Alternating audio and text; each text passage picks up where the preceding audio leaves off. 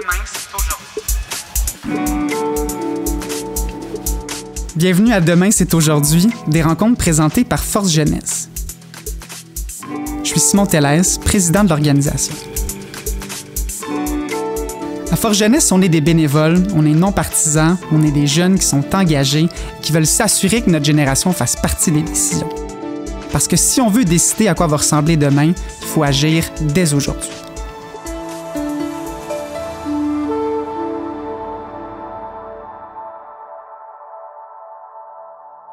Au travail, nous, ce qu'on fait un peu là, pour aider l'environnement, en fait, on utilise des bouteilles de détergent qui sont réutilisables. Sinon, nous, les employés, on fait du compost. Donc, il y a quelqu'un responsable à chaque semaine qui va ramener le compost à la maison pour le faire chez eux. Donc, moi, je travaille pour CAE, une compagnie qui fait de la formation des pilotes pour les lignes aériennes. Puis, une des manières essentiellement de réduire l'empreinte écologique, c'est de faire la formation des pilotes dans des simulateurs de vol plutôt que sur des vrais avions. Donc, ça, à l'origine, c'est une mesure qui permet de réduire l'empreinte écologique.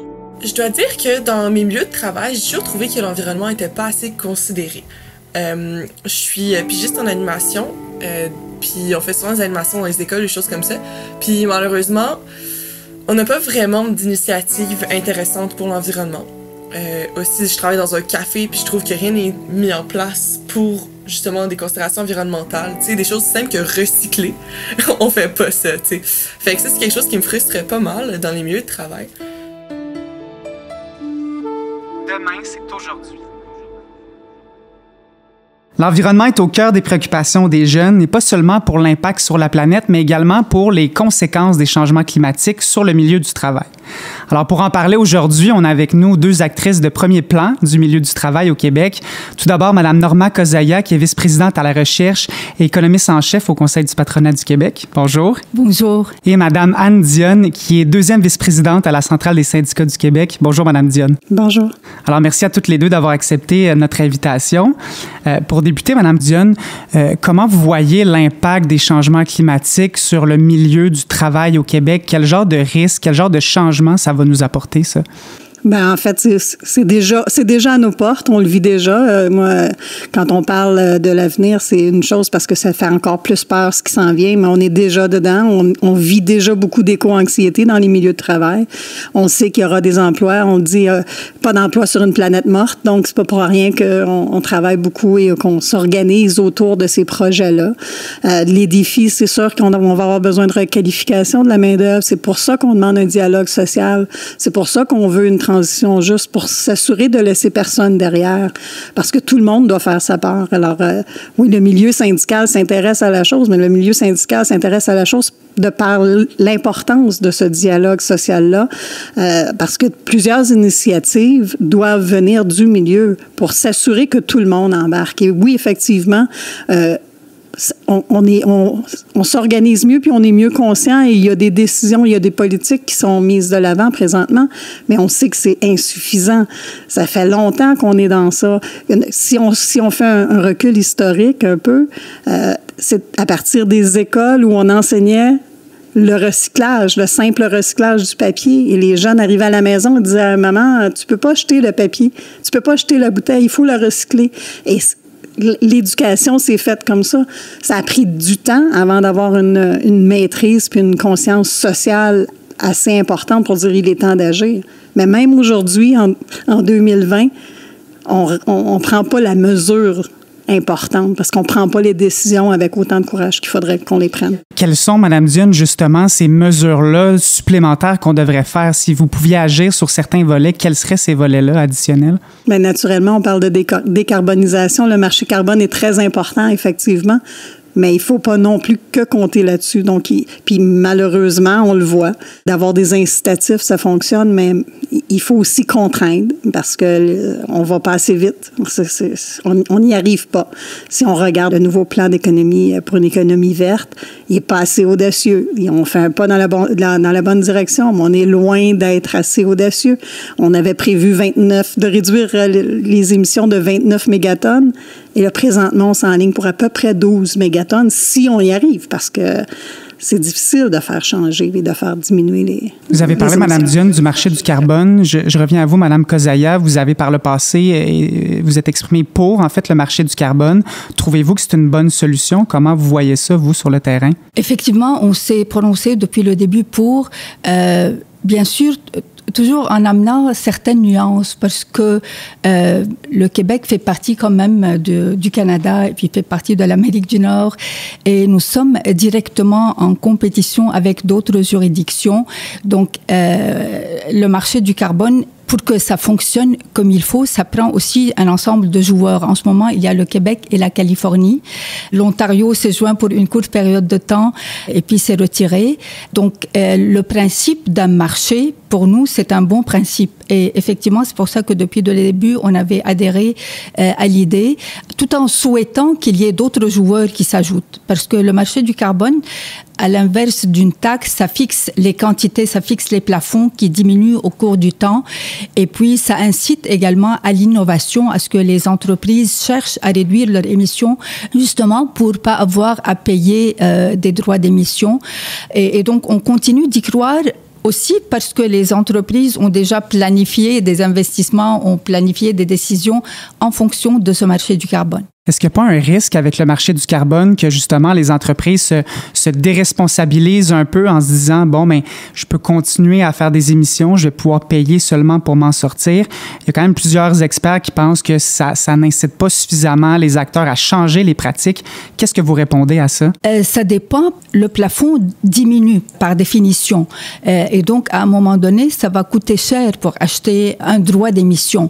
Et donc, en ce sens-là, les entreprises ont tout intérêt à innover, et il faut qu'il y ait des mesures également d'accompagnement et des mesures, parce que la technologie, ça peut aider, c'est clair. Il y a aussi une limite des fois à ce que la technologie peut faire dans certains cas, et donc ça prend également d'autres incitatifs, ça prend également d'autres éléments. Est-ce qu'on devrait implanter davantage de mesures qui sont contraignantes? Est-ce qu'on fait confiance aux entreprises pour elles-mêmes se réglementer, ou selon vous, on devrait imposer davantage de normes? Mais ça fait combien d'années qu'on le dit, qu'on le crie, qu'on le demande, et pourtant on a de la misère à mettre un pied devant l'autre.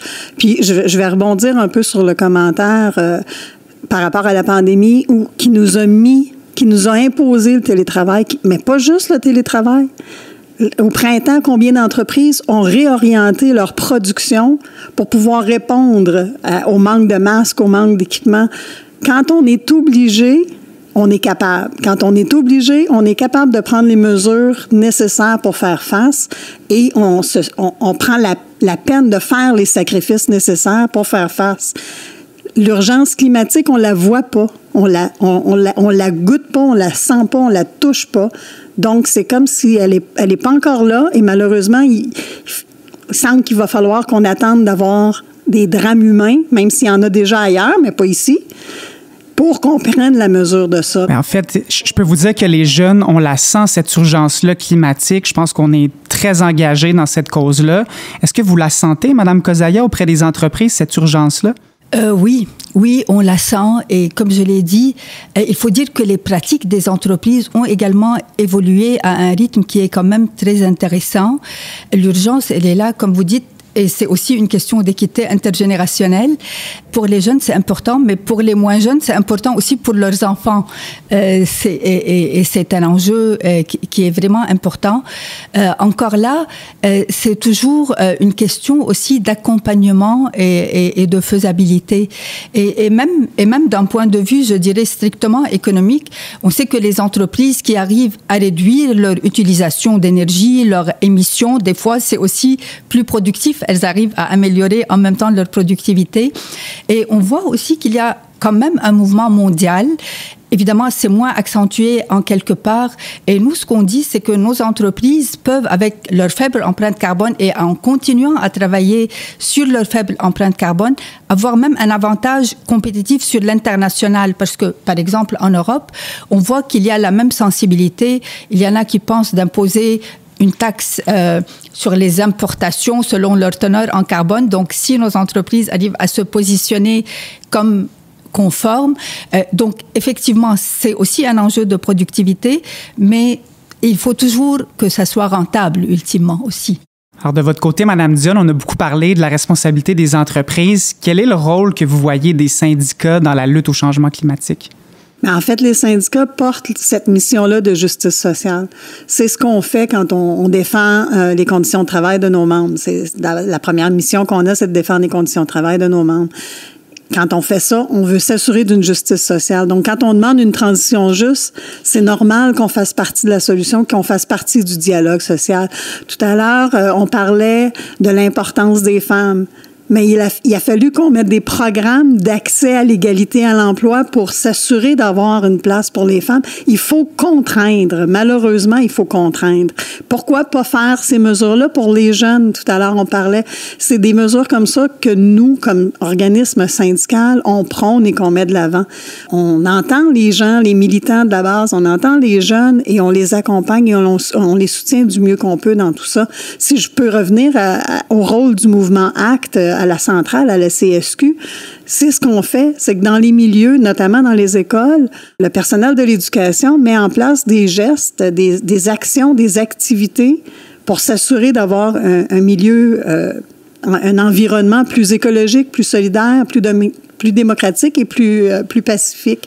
Et la centrale soutient ces mesures-là et ces activités-là de toutes sortes de manières, là, soit en donnant de la formation, en fournissant des ressources pédagogiques. Et on est partenaire avec différents partenaires qui s'assurent de faire des levées de fonds pour aider à la mise en place de ces gestes-là. Et vous répondez quoi, Mme Dionne, à ceux qui vous disent que le rôle des syndicats devrait uniquement être les relations de travail et pas d'autres causes comme l'environnement? Qu'est-ce que vous leur dites? Pas d'emploi sur une planète morte, mais ce que je dis, c'est vraiment une question de justice sociale.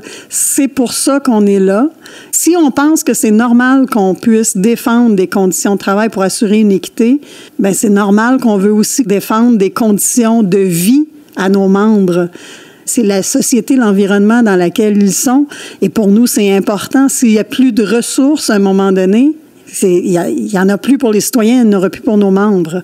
Donc, de dire qu'on ne devrait pas avoir d'autres causes sociales que les relations de travail, c'est nous retirer une grande partie de ce qu'on fait. Donc, pour vous, c'est tout à fait lié, là, ensemble? Pour nous, c'est tout à fait lié et on nous demande de le faire. C'est pas les syndicats qui décident. Comme je le disais au début, les mandats sont donnés par les membres. C'est les membres qui nous demandent de faire ces actions-là et de porter ces causes-là. Parce qu'on est un acteur et on est des vis-à-vis soit avec le patronat, avec le gouvernement, avec les législateurs, on est des vis-à-vis. Alors, il faut porter ces causes-là pour s'assurer d'être entendu et de démontrer toute la solidarité qu'il y a derrière ces mouvements-là.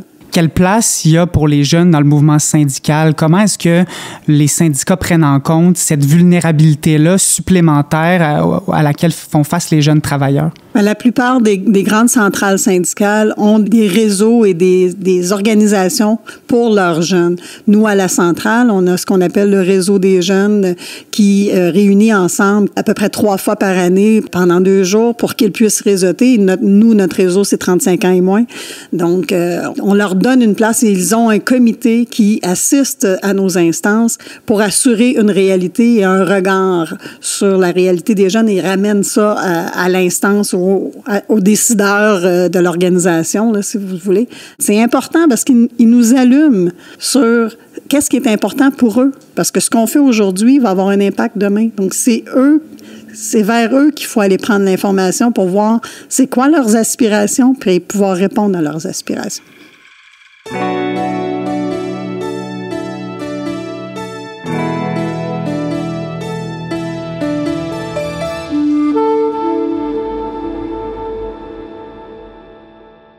Alors maintenant qu'on a fait le constat qu'il y avait une urgence d'agir, la question qui se pose, c'est comment est-ce qu'on assure cette transition-là écologique?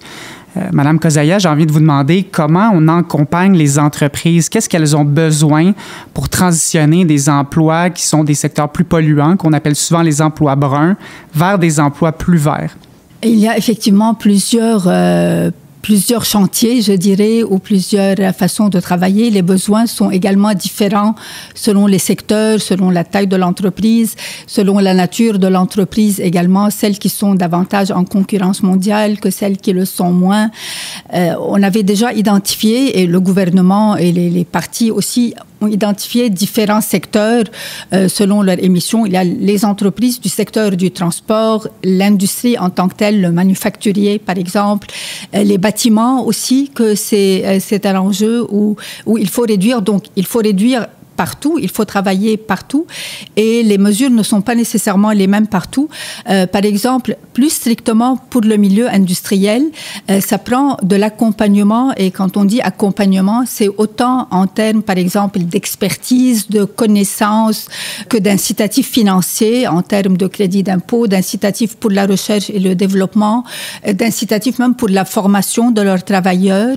Dans le secteur du bâtiment, bon, on a vu, il y a des enjeux aussi pour les rénovations éco-énergétiques, efficacité énergétique, même pour l'utilisation de matériaux dans la construction de certains matériaux.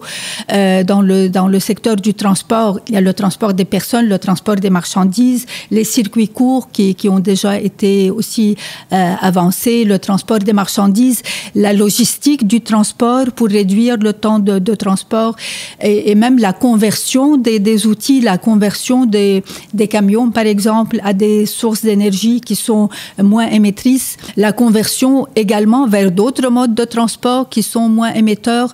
Donc, c'est tous ces enjeux-là. En même temps, tout ça, ça a un prix, ça a un coût. Donc, ça prend des investissements, par exemple, technologiques, ça prend des réaménagements. Au niveau aussi de l'aménagement du territoire, il y a aussi des enjeux. Donc, et en même temps, bon, on est quand même, ça a un coût et il faut que les gens soient prêts aussi à payer ultimement parce que là, quand on parle d'achat local, et c'est intéressant de voir cette tendance et cet engouement, je dirais, pour l'achat local qu'on encourage, qu'on est les premiers à encourager, chacun par nos gestes, mais à un moment donné aussi, quand on pose la question, oui, mais si ça coûte 20% plus cher, est-ce que les gens sont prêts à le faire? Là, c'est peut-être moins clair. Donc, il y a des études, des professeurs, entre autres de HEC, qui ont fait des sondages. Et c'est pour ça qu'il faut travailler à comment réduire ce prix-là. Même le prix du transport, est-ce qu'on peut le réduire pour que l'achat local soit plus intéressant? Également. Il y a les enjeux de main-d'œuvre. Bon, on a toujours, malgré la pandémie, malgré le chômage dans certains secteurs, des besoins criants de main-d'œuvre dans d'autres secteurs. Donc, ça prend des mesures de formation, de qualification. Ça, c'est beaucoup le nerf de la guerre également. Il y a quelque temps une journée pour la requalification, mais qui était très concentrée sur la pandémie. Là, ça nous prendrait d'autres journées pour également parler, par exemple, au niveau des emplois, passer des emplois bruns à des emplois verts et c'est faisable. Donc, c'est un effort de tous les jours. Il y a également, c'est sûr qu'on ne part pas de zéro. Il y a des instances qui existent au Québec. Il y a la Commission des partenaires du marché du travail, les patronales, syndicales, gouvernementales, milieu de l'éducation, donc qui travaillent ensemble à regarder les besoins. Mais c'est important peut-être de travailler encore plus fort. Il faut en faire plus. De votre côté, Madame Dionne, vaste question. Cette transition-là écologique, on part d'où? Qu'est-ce qu'on fait? Est-ce qu'on est en retard même, selon vous? Ben oui, c'est sûr qu'on part avec un pas derrière. Ça fait des années qu'on en parle, ça fait des années qu'on le dit. Donc, oui, il y a des efforts qui ont été faits, mais ne serait-ce que les services publics, tout le parc immobilier des services publics, que ce soit en éducation, en santé, on le voit présentement, comment c'est vétus et comment c'est important. Encore plus aujourd'hui, on fait la lumière sur l'importance d'une ventilation dans un établissement. Les changements climatiques, c'est une augmentation de la température. On parle beaucoup de la chaleur, des coups de chaleur, des îlots de chaleur. Alors, c'est important de faire dire, oui, il faut penser planétaire et oui, il faut agir, faire des grands gestes. Mais il y a des petits gestes qui serait important des petits gestes, il y a des petits gestes et des moyens gestes qui serait important qu'on fasse déjà, ne serait-ce que de verdir les environnements, de pouvoir s'assurer de faire ça, de changer, de rénover. La fameuse certification LEED qui s'assure d'avoir de la rénovation et de l'utilisation d'énergie renouvelable, d'énergie verte. Pourquoi c'est l'exception? Pourquoi ça ne deviendrait pas la règle? Si je reviens encore au parc immobilier, dans les établissements scolaires, il n'y a pas de politique pour s'assurer d'avoir de l'achat local. Il faut se battre toujours pour pouvoir s'assurer d'avoir une ventilation ou de l'air climatisé. On va avoir des températures records à chaque année. on a des difficultés juste dans nos vies de tous les jours. Ça prend une réflexion globale. Il faut changer complètement notre façon de penser. Puis il y a des petits gestes qu'on pourrait faire. En tout cas, c'est sûr que c'est de l'investissement. On a besoin d'investir. On ne pourra pas passer à côté. Mais c'est important qu'on le fasse maintenant. Il faut qu'on prenne la mesure puis qu'on la fasse, cette transition juste-là, rapidement, cette transition écologique-là. Donc, ce que je retiens, c'est qu'on est en retard, effectivement, qu'il y a besoin d'investissements publics massifs. Quelles sont les mesures concrètes là, que les travailleurs ont besoin pour être accompagnés dans cette transition-là et que les entreprises aussi auraient besoin pour accélérer le pas? Madame Dionne?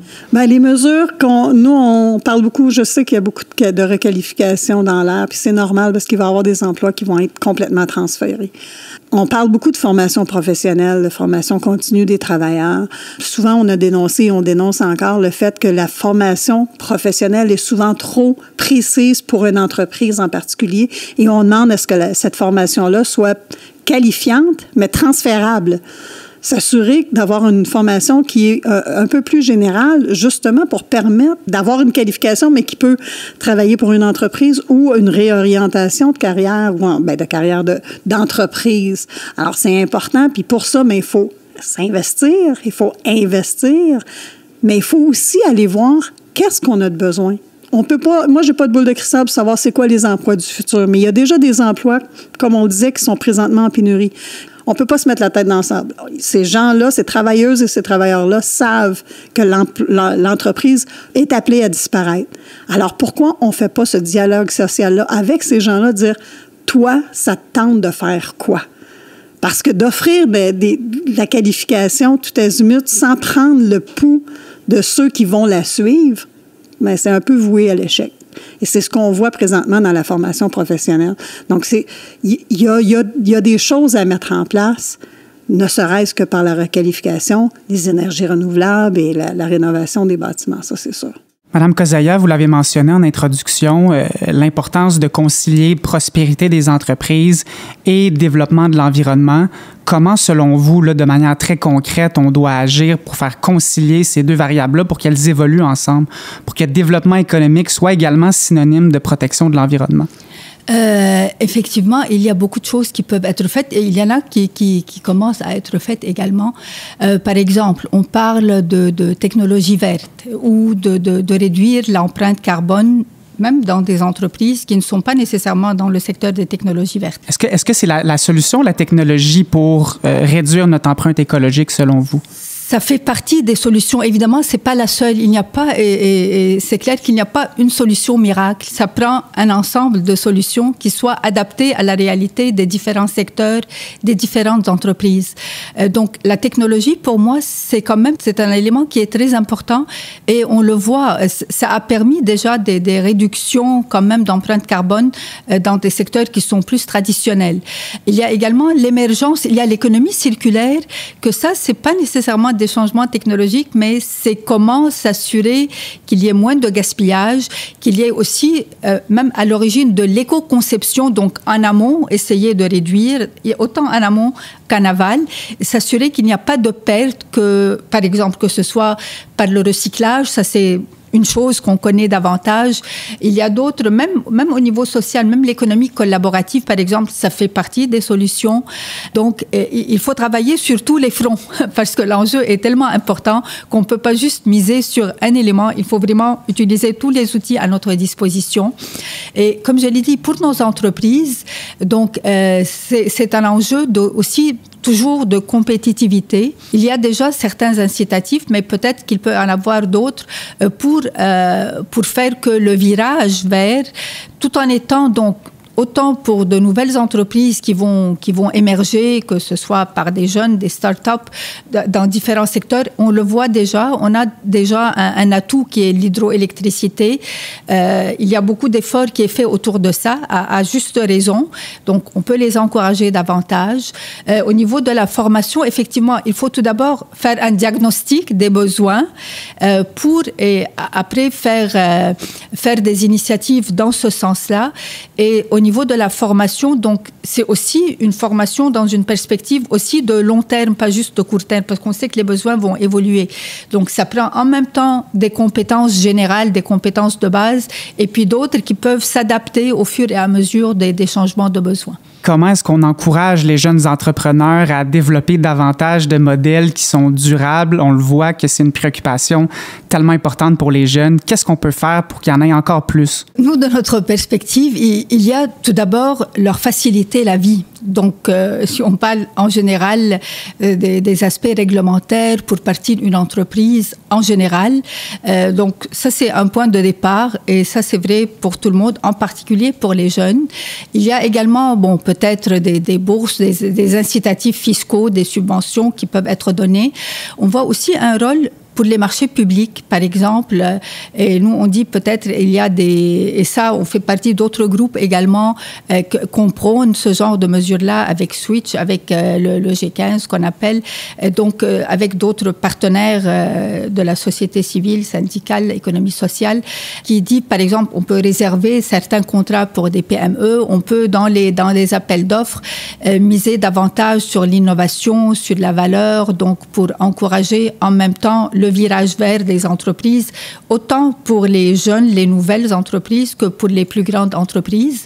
Et je crois que les jeunes, effectivement, on le répétera jamais assez, c'est que c'est clair que cette créativité, cette volonté d'aller plus loin, d'aller plus fort, et on l'a vu dans la mobilisation qu'il y a eu il y a un an ou dans d'autres. Donc, je crois qu'il faut juste leur faciliter la vie, leur permettre d'avoir un fardeau peut-être réglementaire moins imposant, donc avec plus d'accompagnement. Qu'est-ce qu'on fait en matière de mentorat, justement, pour accompagner les jeunes entrepreneurs? En matière de mentorat, c'est vraiment on voit que ce soit, par exemple, des chefs d'entreprise actuels ou des chefs d'entreprise à la retraite. Il y a l'école d'entrepreneuriat de Beauce, mais il y a beaucoup d'initiatives individuelles qui se fait pour vraiment accompagner les jeunes, leur transmettre l'expertise, leur transmettre une façon, des connaissances, des façons de faire. Il y a des initiatives comme Éco-Leader, par exemple, pour des projets innovants en environnement. Même, je crois que dans le dernier plan pour une économie verte, il y a des défis environnement. Donc, ça peut être ce genre d'exercice-là, de mesures-là. Et au niveau des grandes entreprises, même des fois dans leur rapport avec leurs fournisseurs qui sont des plus petites entreprises, elles peuvent demander certaines exigences environnementales ou les accompagner dans l'implantation de certaines technologies qui sont moins émettrices de GES.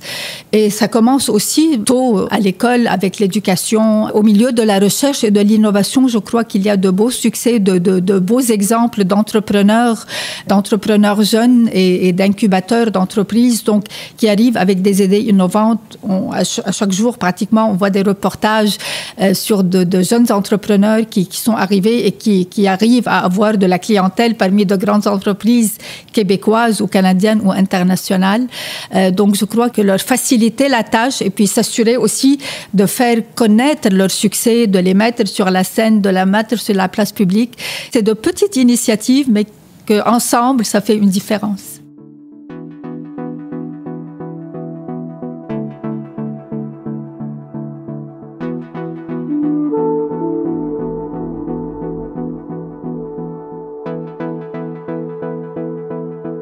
Parmi l'ensemble des solutions dont on a discuté aujourd'hui, des constats qu'on a faits, Mme Dionne, si on avait un seul élément à retenir, un seul élément sur lequel agir pour rassurer les jeunes pour ce qui s'en vient, qu'est-ce que ce serait selon vous? Pour rassurer les jeunes, il faudrait qu'on leur démontre concrètement qu'on est en action. Il faudrait vraiment être capable de pouvoir prouver qu'on est capable de mieux faire parce qu'on a les moyens de faire mieux. Il faut faire attention quand on parle d'économie, de profit et des finances. Il y a toujours une façon de regarder les choses. Quand on dit qu'on a des pertes financières, est-ce que c'est des pertes financières ou est-ce que c'est un profit plus bas? Il faut s'assurer d'être capable de pouvoir prendre une part de ces profits-là des entreprises et des investir pour de vrai, pour pouvoir faire la part des choses. Une des grandes entreprises qui devrait montrer l'exemple, qui serait facile à faire, c'est l'entreprise gouvernementale. Il y a des efforts importants. Et si le gouvernement pouvait faire ça dans sa propre entreprise, ce serait déjà un grand pas. C'est d'ailleurs le thème de l'émission. Demain, c'est aujourd'hui. Le changement est à la porte et c'est maintenant qu'il faut agir. De votre côté, Mme Kozaya, si on avait une chose à retenir des actions que les entreprises peuvent faire ou d'un message qu'on pourrait envoyer pour montrer aux jeunes que c'est pas juste des paroles, là, que concrètement, il y a des changements qui seront mis en place, qu'est-ce que c'est selon vous?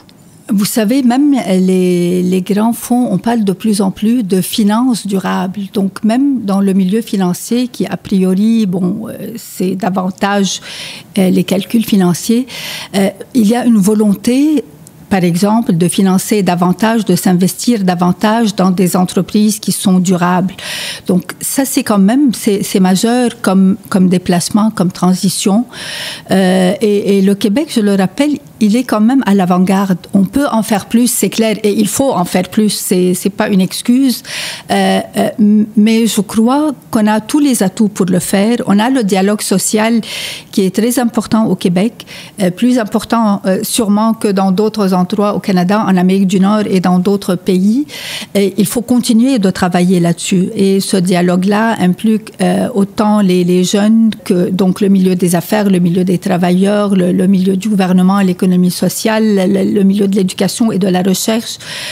On a tous les ingrédients, on a tous les atouts pour y arriver, mais c'est clair, il faut continuer à travailler ensemble. On a fait quand même des progrès qui ne sont pas négligeables.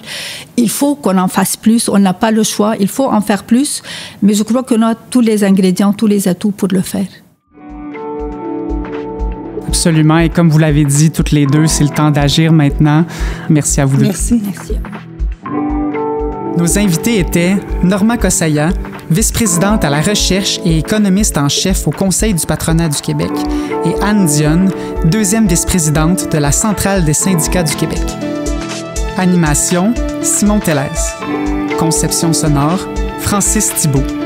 Réalisation, Geneviève Tremblay. Production, Coyote Audio.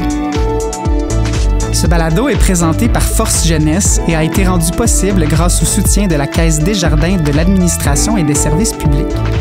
Nous tenons également à remercier Trivium Avocats Notaires Conseil, notre partenaire collaborateur.